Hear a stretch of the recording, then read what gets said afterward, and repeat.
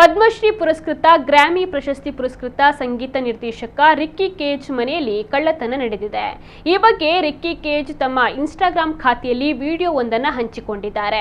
ಬೆಂಗಳೂರಿನ ತಮ್ಮ ಮನೆಗೆ ನುಗ್ಗಿದ ಕಳ್ಳರು ಸಂಪ್ ಕವರ್ ಕದ್ದಿದ್ದಾರೆ ಎಂದು ತಿಳಿಸಿದ್ದಾರೆ. ಇಬ್ಬರು ಯುವಕರು ದ್ವಿಚಕ್ರ ವಾಹನದಲ್ಲಿ ಬಂದು ಈ ಕೃತ್ಯವನ್ನು ಎಸಗಿರೋದು ಸಿಸಿಟಿವಿಯಲ್ಲಿ ಸೆರೆಯಾಗಿದೆ.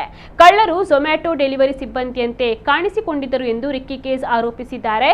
ಇನ್ನು ಸಿಸಿಟಿವಿ ವಿಡಿಯೋದಲ್ಲಿ ದ್ವಿಚಕ್ರ ವಾಹನದಲ್ಲಿ ಬಂದ ಇಬ್ಬರು ಯುವಕರನ್ನ ಕಾಣಬಹುದು.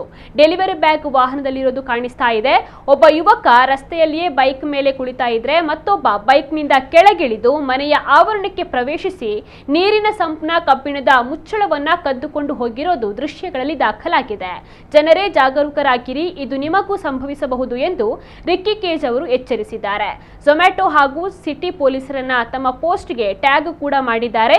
ಸದ್ಯ ಪೊಲೀಸರು ಸಿಸಿಟಿವಿ ದೃಶ್ಯಾವಳಿಗಳ ಆಧಾರದಲ್ಲಿ ತನಿಖೆಯನ್ನು ಆರಂಭಿಸಿದ್ದಾರೆ.